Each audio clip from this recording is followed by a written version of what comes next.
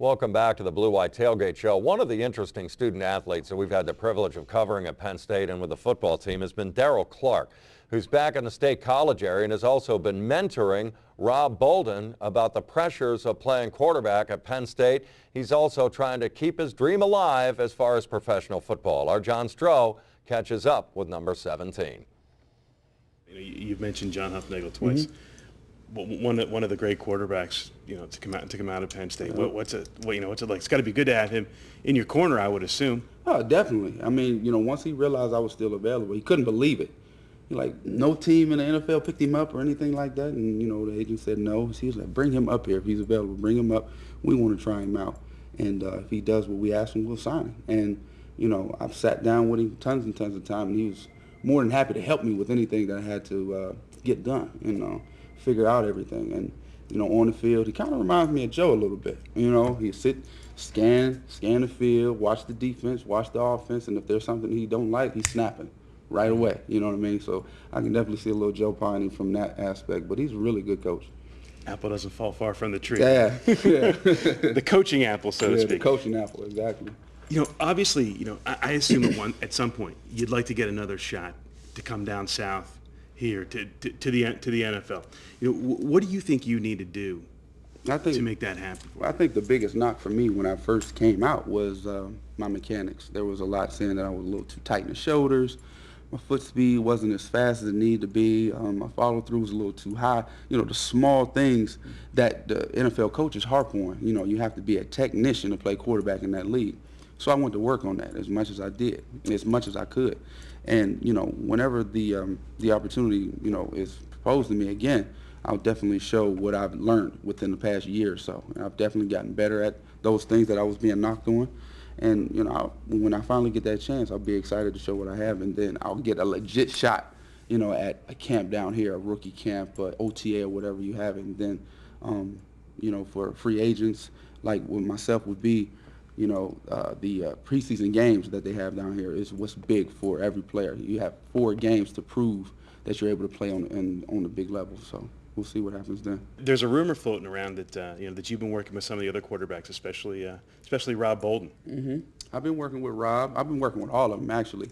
When I first got here, I wanted to address all the quarterbacks and let them know that if there's anything that they want to, work on, need help with, film, dropbacks, all those things, because I've learned a lot since I've been gone.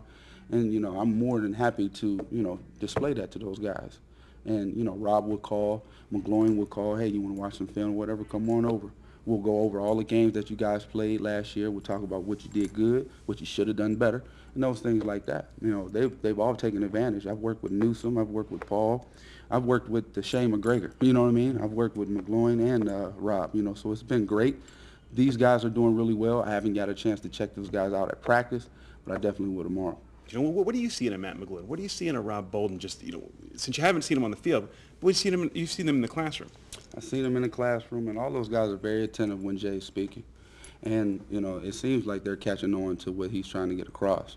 On the field, from the past season, obviously McGloin has the experience. He's been behind me for a couple of years, and there's talk from a lot of the guys that's been playing that, he has a lot of confidence, a lot of swagger that comes with the game. And you can see it a little bit. I noticed that when he got into the game, he was making a lot of throws. It was mistakes that he was making. He didn't let it bother him too much.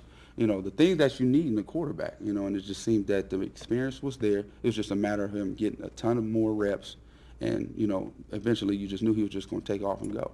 With Rob, I kind of see the thing where he's a kid. You know what I'm saying? He makes a lot of throws. He has the tools, the mechanics that I wish I had. I wish I had his quarterback coach when I was in high school. Because it seemed like he was really, really polished when he came up here, and he was just making unbelievable throws. And then there were times when in the game, obviously, you're going against a ton of different defenses, different looks, blitzes. And these are things that you're not used to, but in order for you to get used to it, you have to go through it, So, obviously he had to go through a couple of growing pains.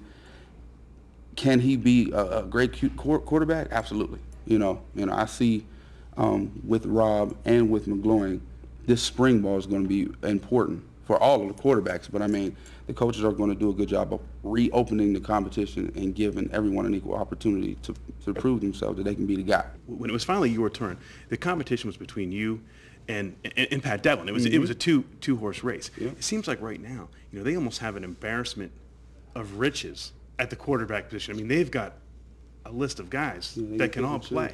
How do you think that works out?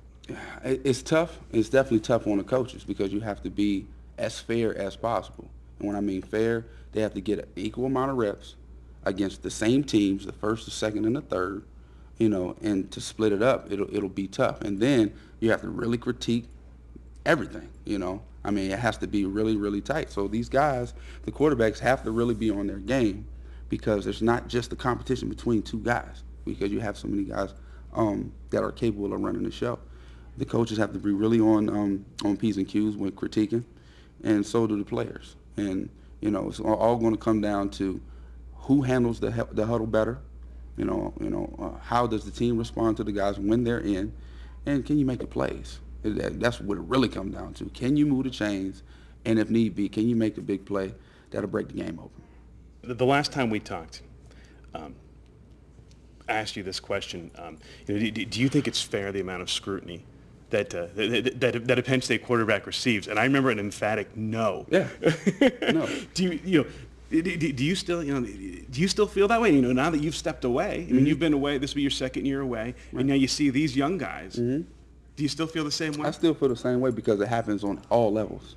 In high school, maybe not so much. In college, definitely, you're being watched by everyone. Okay, you get a lot of credit when you win. You may have not even played a good game, but if you're winning, that's all that matters. If you lose and you threw lights out, you're still getting the scrutiny because you lost the game. That's just how it works.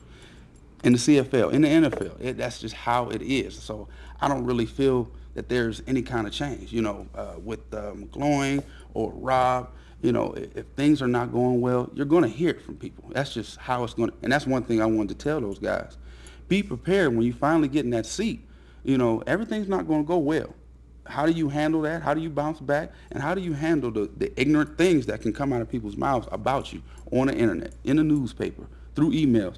Believe me, I've seen it all. I mean, you want to play your best in every single game. It just don't happen. So you have to prepare yourself. You have to have tough skin. I think for the most part, they've done that. Just going back for a second, how hard was that whole experience on you? It was hard at first. I mean, Michael Robinson would tell me basically everything I just told you. You have to have tough skin, and I would tell him, yes, I know what you mean, and that's definitely what I'm going to do. But you don't really feel it until it actually happens to you. When we lost to Iowa the first time, I received so many terrible emails and messages on Facebook and all the social networking things that you can think of about how I blew the game. I just didn't play well, and when I lost the game, I knew that was going to happen. And when it actually started happening, I'm already upset that we lost the football game. We're not undefeated anymore. We're not going to the national championship. So I took a lot of that on myself. And to add insult to injury, you got these same people that were on your back, patting you on the back, like benching, automatically. I mean, that's just how it works. If you're not able to handle that, then maybe you need to find another sport.